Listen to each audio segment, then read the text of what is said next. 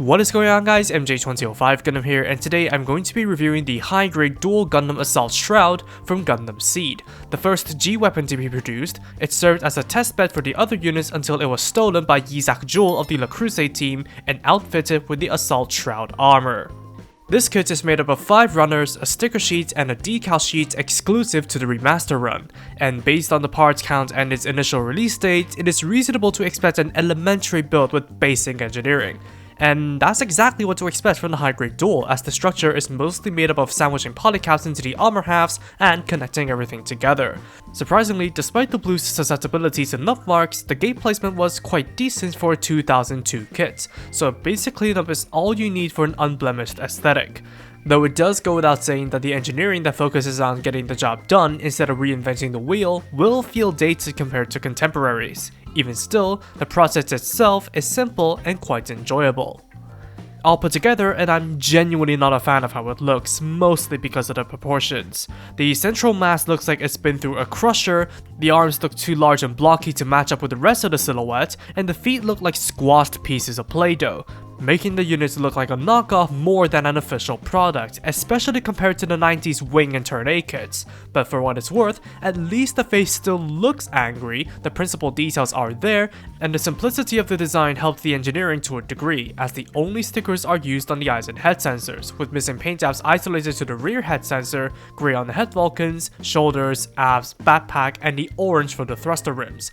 Speaking of the orange though, the one they've used for the plastic is way too pale, so that will require correction. Meanwhile, seamline cleanup is necessary on the limbs and abs, and adding in the panel lining will help spruce up the painfully basic looks. I mean, sure, the Duel itself is presentable enough as a straight build, but adding in the missing details will help offset the unease caused by the weird sculpt. Articulation wise, the head is on a single ball joint, the arms can rotate on a peg, and the moving shoulder armor and panel allows the arms to move out perpendicularly. There's a bicep swivel, single jointed elbows, and ball jointed wrists. There's no movement at the waist besides the front to back crunches, the side skirts can move, full front splits, and acceptable sideward kicks are achievable, the hips can rotate on the ball joint, knees are double jointed, and the feet are on hinged ball joints. Finally, the backpack thrusters can move. Articulation of the Duel is basic but relatively okay for a kit of its time, and thanks to how basic it is, there's no need to worry about the structural integrity giving out. For accessories, the Duel only comes with a pair of holding hands.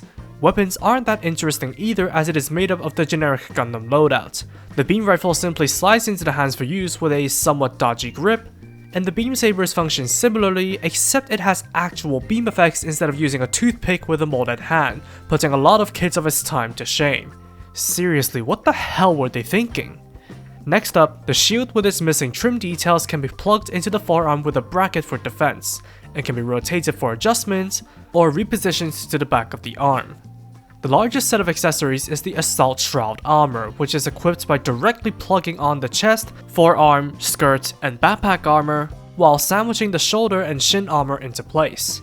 And if the base Duel didn't look ridiculous enough already, the armor makes it look like it's partially wearing an Arctic jacket, made worse by how incohesive the legs look by design, and the revolting stickers used on the dark grey for the chest and the orange on the collar and non-functional missile pod.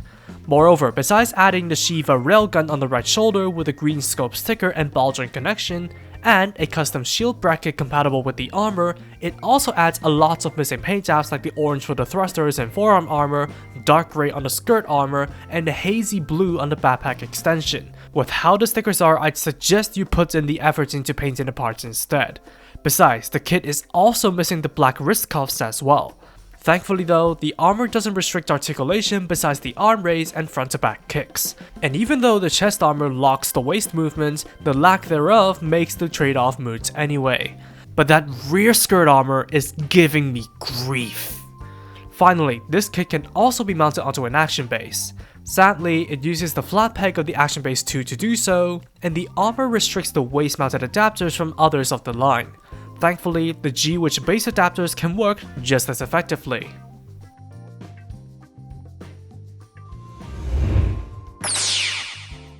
I've had a thing against old C kits because of how ridiculous they look and how limiting they are. And having experienced the good apples like the Aegis Calamity and dare I say the Buster, I knew I'd run into one of these typicals if I would go back far enough in time. The high-grade Duel Gundam Assault Shroud is quintessential early high-grade seed, but I gotta give it credit for the separate beams and functional gimmicks minus the janky rifle grip and rear skirt armor connection. Otherwise, the weird proportions, horrible stickers, and missing paint apps are to be expected, making this more of a kit that demands the builder's effort. And because of engineering limitations at the time, the posability isn't good either. Sure, this version of the Duel is cheap and it gets the job done with the bare minimum, so I guess you can still consider getting it based on that alone. But with a high-grade Duel Blitz breathing down his neck and possessing a full high-grade Duel Gundam for potential future variants, this kit is thoroughly outclassed and may eventually be obsolete. And that's all for me. Thank you for watching, drop a like and comment if you did enjoy the video, subscribe for more content like this, and feel free to follow me on social media with the links down below. That said, take it easy, stay safe, and I'll see you all in the next video. Peace out guys, bye bye.